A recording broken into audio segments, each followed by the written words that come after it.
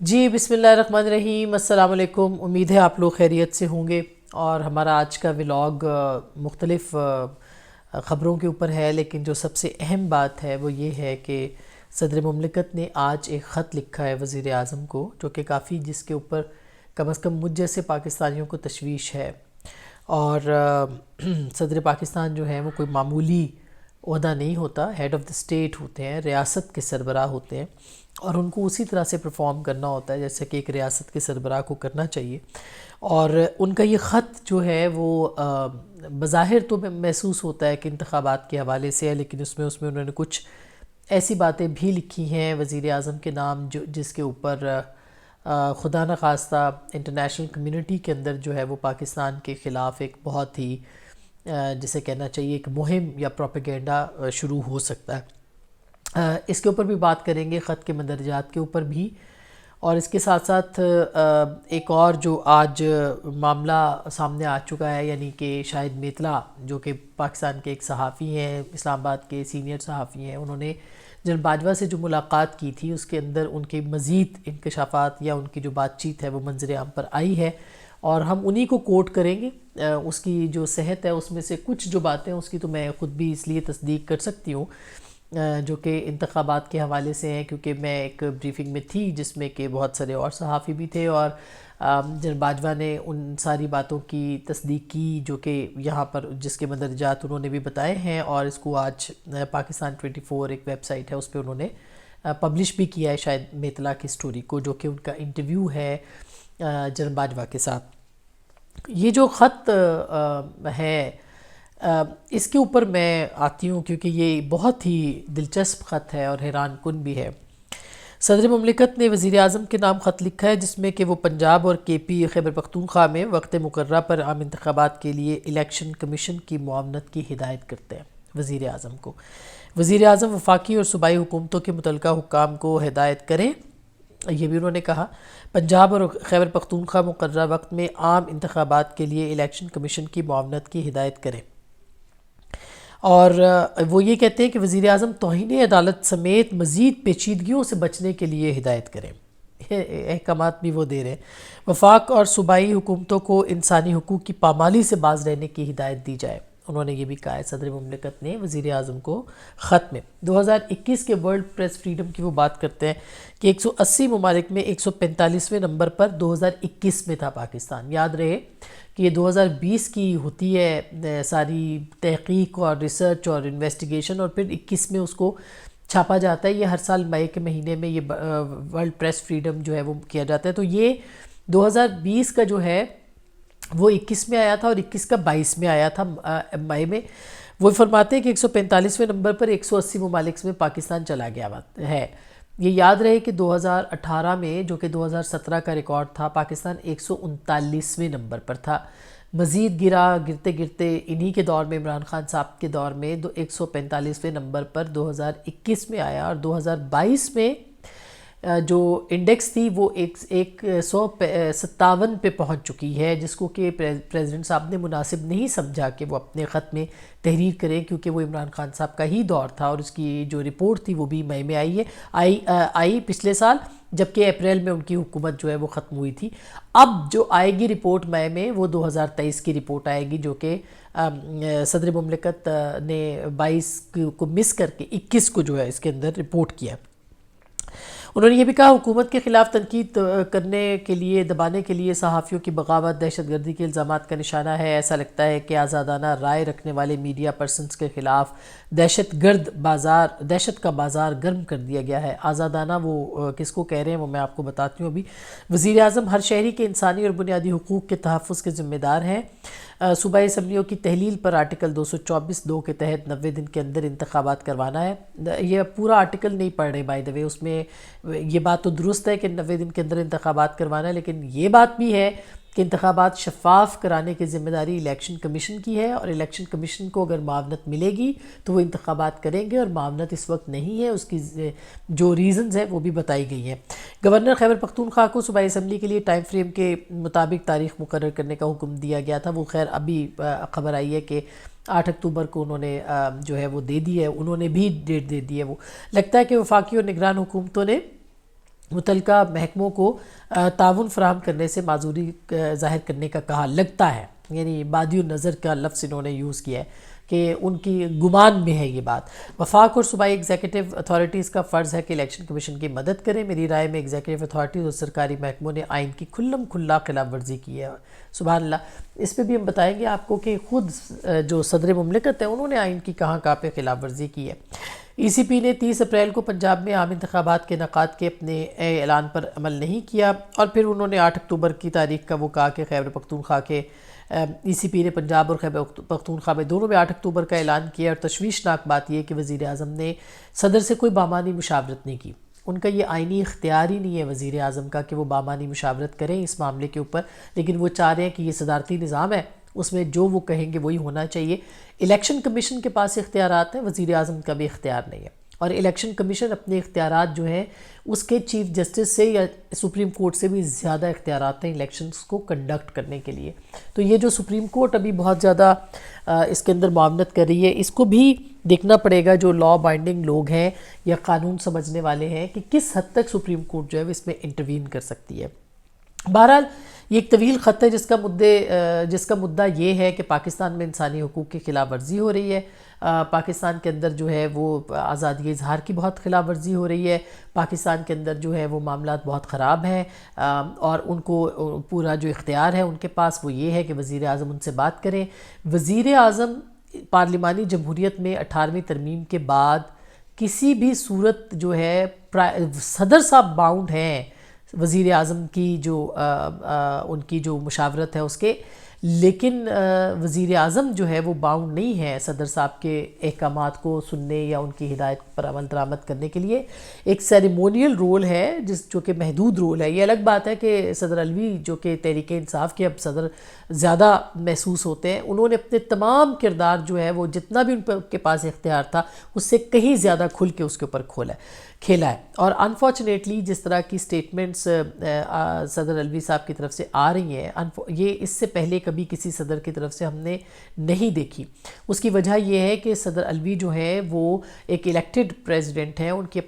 کا اپنا آفس ہے، ان کا اپنا ڈیکرم ہے، لیکن ان کے پاس اختیارات اب صدارتی نظام یا 58(2) والے نہیں ہیں جو کہ ڈکٹیٹرز کے زمانے کے تھے، لہٰذا ان کا جو کردار ہے وہ آئین کے اندر اسپیسیفک ہے، اس کا انہوں نے بھرپور استعمال بھی کیا ہے۔ خط لکھنا ان کے اوپر بہت زیادہ یہ اچھی بات ہے کہ وہ خط لکھتے ہیں اور ان کا ایک ریکوائرمنٹ ہے وہ پوری کریں، لیکن خود آئینی بات کر رہے ہیں کہ آئین کی خلاف ورزی کی گئی ہے، تو ذرا صدر علوی صاحب بتائیے کہ 9 اور 10 اپریل کی رات کو ایک عدم اعتماد کی تحریک پر ووٹ ڈلنا تھا جو کہ باؤنڈ ہے، جس پہ پارلیمنٹ کے اندر جو کہ ایک ایسی تحریک ہے جس کے اوپر کام ہونا ہی ہونا ہے، ووٹ ڈلنا ہی ڈلنا ہے، اور وزیر اعظم اس دوران اسمبلی نہیں توڑ سکتا۔ کس بلبوتے پہ آپ کے اس وقت کے وزیر اعظم عمران خان صاحب نے اسمبلی توڑنے کا لکھا؟ آئین کی کون سی شق تھی جس کے تحت انہوں نے آپ کو اسمبلی توڑنے کا کہا اور آپ نے دوسری رائے نہیں لی اور آپ نے اسمبلی توڑ دی؟ اچھا، پھر وہ کون سا ایسا پریشر تھا جو کہ صدارتی ریفرنس کے طور پہ آپ نے سپریم کورٹ کے ایک معزز جج جو ہے قاضی فائز عیسیٰ، ان کے خلاف آپ نے وہ ریفرنس جو ہے وہ دائر کیا جو کہ جھوٹا ثابت ہوا، یعنی کہ اس میں آپ کو ناکامی ہوئی؟ تو کیا آپ کے اوپر کوئی آبلیگیشن نہیں ہے اگر کوئی مہذب ملک ہو اور اس طرح کے ریفرنسز دائر ہو کے وہ ختم ہو جائیں اور وہ جھوٹے ثابت ہو جائیں یا وہ غلط ثابت ہو جائیں، تو جو الزام لگانے والی اتھارٹی ہے وہ مستعفی ہو جاتی ہے؟ تو آپ نے اس کے اوپر کوئی عمل درآمد نہیں کیا۔ اس کے علاوہ جو ایک اور بڑی امپورٹنٹ بات ہے وہ یہ ہے کہ آپ کو ابھی ظاہر ہے جو بھی غیر قانونی طور پر اٹھایا جائے گا ہم تو اس کے خلاف مخالفت کرتے رہے اور ہم اس کے اوپر بولیں گے بھی، لیکن آپ مجھے یہ بتائیے کہ جب مطیع اللہ جان کو اغوا کیا گیا تھا، جب ابصار عالم کو گولیاں ماری گئی تھیں، اور جب غیر قانونی طور پر حامد میر صاحب کو ایک پریس کلب کے باہر تقریر کے اوپر جو ہے وہ 9 مہینے کے لیے بند کر دیا گیا تھا، تو صدر صاحب آپ نے کیوں خط نہیں لکھا اس وقت؟ آپ اپنے اس کو، اور اسد طور کو مارا پیٹا گیا تھا، تو آپ نے کیوں خط نہیں لکھا تھا اس وقت کے وزیر اعظم کو کہ انسانی حقوق کی خلاف ورزیاں ہو رہی ہیں؟ اس وقت جب کہ آپ کے وزیر اعظم یہ فرما رہے تھے کہ ان کو تو پتہ ہی نہیں چلا کہ کب مطیع اللہ جان کو اغوا کیا گیا۔ تو یہ جو معاملہ ہے اس کے اوپر آپ کو سیاست نہیں کرنی چاہیے. آپ کے ہر خط کو، آپ کے ہر ایکشن کو، آپ کی ہر بات کو انٹرنیشنل کمیونٹی جو ہے وہ کسی اور طریقے سے لیتی ہے. اور یہ جو آفس ہوتا ہے یہ کسی پارٹی کا آفس نہیں ہوتا، یہ ایک فیڈریشن کا آفس ہے. یہ فیڈریشن کی علامت ہے صدر مملکت کا عہدہ. اور اگر آپ خط لکھتے ہیں تو یہ خط جو ہے یہ پوری دنیا کے اندر کس معنوں میں لیا جائے گا. مجھے تو یہ سوچ کے جو ہے وہ پریشانی ہوتی ہے کہ یہ معاملات جو ہیں یہ کس طرح، کاش کہ آپ بلوچ جو اغوا ہوتے ہیں، لاپتہ ہوتے ہیں، ان کے اوپر بھی بولتے ہوں. کاش کہ آپ خیبر پختونخوا کے اندر جو انسانی حقوق کی خلاف ورزیاں یا ان کے بنیادی حقوق اگر ہو رہے ہیں تو وہاں پہ بات آپ نے کبھی کی ہو. کاش کہ آپ نے میڈیا فریڈم کے اوپر جو ہے وہ لمبے خط لکھے ہوں. تو اگر آپ ایک پارٹی کے ورکرز کو ڈیفینڈ کرنے کے لیے اپنے وزیر اعظم اور پوری دنیا کے اندر یہ خط کی تشہیر کریں گے اور یہ خط اس طرح کے لکھیں گے اور اس طرح کے الزامات لگائیں گے تو یہ ریاست کے ہیڈ کی ریاست کے خلاف چارج شیٹ بن سکتی ہے. یہ بہت خطرناک بات ہے، اور یہ نہ صرف خطرناک بات ہے بلکہ یہ قابل تشویش بھی ہے، اور اس کو ضرور جو ہے وہ سوچنا چاہیے. جہاں تک اس بات کا تعلق ہے کہ جو دوسرے معاملات اس وقت سامنے آ رہے ہیں خط کے علاوہ بھی جو اس وقت پاکستان کے اندر معاملات ہیں، ظاہر ہے الیکشنز کے حوالے سے، الیکشنز کوئی دو رائے نہیں ہے کہ 90 دن کے اندر انتخابات جو ہیں وہ ہونے چاہیے. لیکن یہ انتخابات تو ہونے والے تھے. جو میں اپنے شاید میتلا کی سٹوری کی بات کر رہی تھی اس میں جنرل باجوہ نے یہ بات کہی اور خود ہمارے سامنے بھی انہوں نے یہ بات ریپیٹ کی، یعنی ہمیں بتائی اور ابھی ریپیٹ کی ہے اپنے انٹرویو کے اندر کہ یہ فیصلہ ہو گیا تھا مئی کو، 20 مئی کو اسمبلیاں 19 مئی کو ٹوٹنی تھیں اور تقریر لکھ لی گئی تھی شہباز شریف صاحب کی، اور یہ ان کو اناؤنس کرنا تھا صرف. لیکن اس دوران جو تھا وہ جو معاملہ ہوا کہ پاکستان کو آئی ایم ایف کی ضرورت تھی اور آئی ایم ایف کے پروگرام میں جانا تھا. یہ میں آپ کو پڑھ کے سنا دیتی ہوں. پاکستان 24 میں وہ یہ کہتے ہیں، اور یہ 63 کے حوالے سے ہے بائی دی وے. اچھا، وہ جو تھا اس پہ میں خود بھی ایک ولاگ کر چکی ہوں اور اس پہ شاید میتلا صاحب نے بھی اس کو رپورٹ کیا کہ جس میں وہ کہتے ہیں کہ جی وہ پھر آئی ایم ایف کے ساتھ ڈیل کرنی تھی، پھر مفتاح اسماعیل صاحب کو جانا تھا، پھر روکا گیا، 10 دن کے لیے روکا گیا. اس دوران عمران خان صاحب کو منع کیا گیا کہ آپ جو ہے وہ نہ کریں لانگ مارچ کا اعلان، لیکن عمران خان صاحب نے لانگ مارچ کا اعلان کر دیا. یعنی کہ عمران خان صاحب خود بھی اس وقت الیکشنز نہیں چاہتے تھے. یہ اس میں پھر آگے جا کے 63 کے اوپر وہ شاید میتلا کہتے ہیں یہ وہ شک ہے جو عدم اعتماد کو جس نے ختم کر دیا ہے، جو آئین کے اندر ری رائٹ کیا گیا ہے، اور اس کے اوپر عدلیہ سے جواب طلب کیا جاتا رہے گا جب تک تاریخ رہے گی کہ آپ نے کانسٹیٹیوشن کو کیسے ری رائٹ کیا،